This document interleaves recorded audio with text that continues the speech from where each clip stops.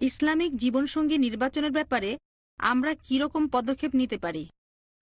বোন প্রশ্ন করলেন যে জীবন সঙ্গী নির্বাচনের ব্যাপারে আমরা কিরকম পদক্ষেপ নিতে পারি।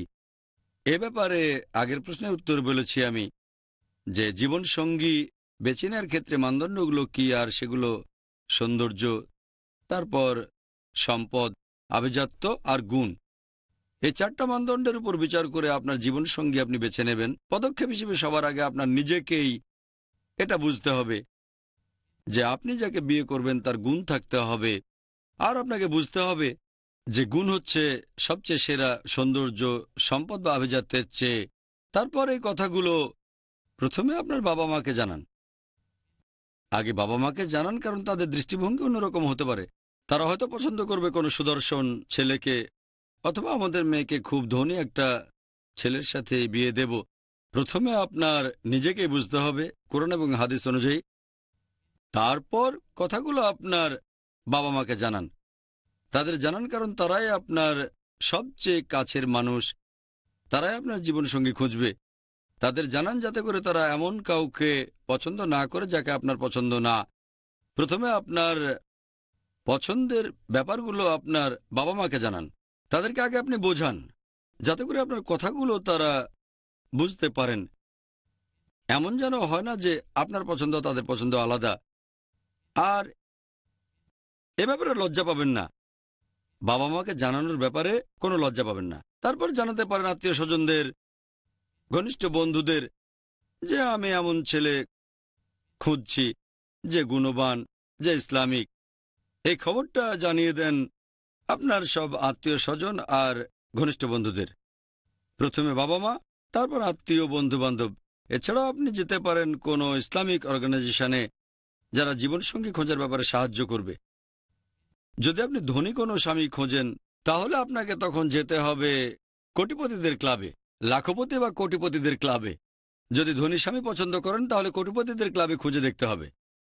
যদি চান স্বামী হবে সুদর্শন অথবা স্ত্রী হবে সুন্দরী, তাহলে বিউটি কন্টেস্টে গিয়ে খুঁজে দেখতে পারেন। আর ইসলামিক জীবনসঙ্গী চাইলে ইসলামিক অর্গানাইজেশনে যাবেন। আপনারা সেখানে বায়োডাটা দিতে পারেন। দেখবেন আপনার বায়োডাটা যেন বিস্তারিত হয়, আপনার বর্ণনা যেন থাকে, যেগুলো সাধারণত থাকে উচ্চতা, গায়ের রং ইত্যাদি।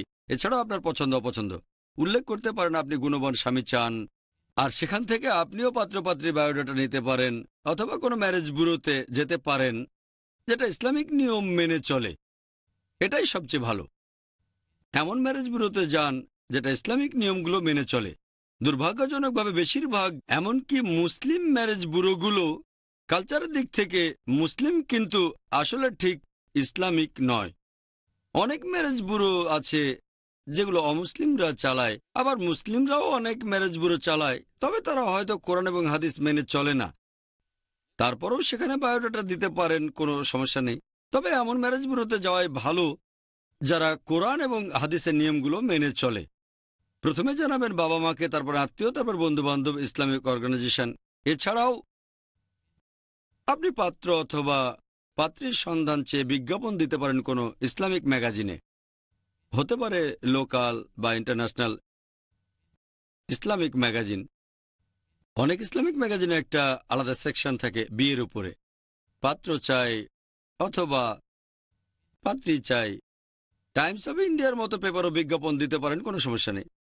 হয়তো সেখানে কাজ হতেও পারে। ইন্টারনেটেও যেতে পারেন আপনি, তবে এক্ষেত্রে একটু সাবধান থাকবেন, কারণ অনেক সময় এটা অন্য পথে নিয়ে যেতে পারে। নেটে বসতে পারেন, তবে ইসলামিক নিয়মগুলো মেনে চলবেন। আপনার বায়োডাটা আপনি নিজেই তৈরি করবেন। সেখানেই আপনার পছন্দের কথা লিখবেন, যেমন আমি এরকম স্বামী চাই যে হবে ইসলামিক, গুণবান ইত্যাদি, অথবা আমি এমন স্ত্রী চাই যে গুণবতী। লিখতে পারেন সৌন্দর্য একটা মানদণ্ড, তবে সেটাই সবচেয়ে গুরুত্বপূর্ণ নয়। এটা থাকতে হবে এমন না। লিখতে পারেন এমন না যে সুন্দরী কাউকে বিয়ে করতে পারবেন না। এভাবে বায়োডাটা তৈরি করেন। হয়তো এটা আপনাকে সঠিক জীবনসঙ্গী খুঁজে পেতে সাহায্য করবে। এরপর যদি হবু জীবনসঙ্গীর ইন্টারভিউ নিতে চান, প্রশ্নের তালিকা নিয়ে আগেই বলেছি, যে প্রশ্নগুলো তাকে করতে পারেন।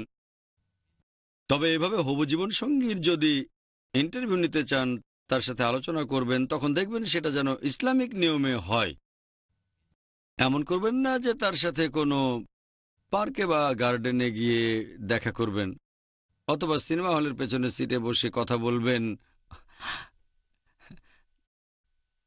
দেখা করবেন ইসলামিক নিয়মে। ছেলেকে আপনার বাসায় ডাকতে পারেন, আপনি ছেলের বাসায় যেতে পারেন, সমস্যা নেই। তবে সেখানে যেন একজন মাহরাম থাকে। মেয়ের সাথে তার বাবা অথবা ভাই থাকবে, আর ছেলের সাথে থাকতে পারে তার মা অথবা বোন। তাহলে সেখানে মাহরাম থাকবেন। তারপর বিভিন্ন প্রশ্ন করবেন। সেখানে যদি মাহরাম থাকেন তাহলে ভালো। আমার মতে মাহরাম থাকলে সমস্যা হওয়ার কথা না, যদি আপনার প্রশ্নগুলো হয় কোরআন সুন্নাহ অনুযায়ী। এ বাদে অন্য কোনো প্রশ্ন হলে সমস্যা হতে পারে। তবে যদি মনে করেন কিছু ব্যক্তিগত প্রশ্ন থাকবে যেটা অন্য কেউ শুনবে না, যদিও আমার মতে এরকম হয় না, তবে তারা এমন একটা রুমে কথা বলবেন যার দরজা খোলা থাকবে। আর খেয়াল রাখবেন দুজনের মধ্যে যেন একটা সম্মানজনক দূরত্ব বজায় থাকে, ইসলামিক নিয়ম মেনে চলবেন। এভাবে আলোচনা করে যদি আপনার পছন্দ হয়, তাহলে ইনশাল্লাহ আপনি বুঝে শুনে এগিয়ে যেতে পারেন। আশা করি উত্তরটা পেয়েছেন।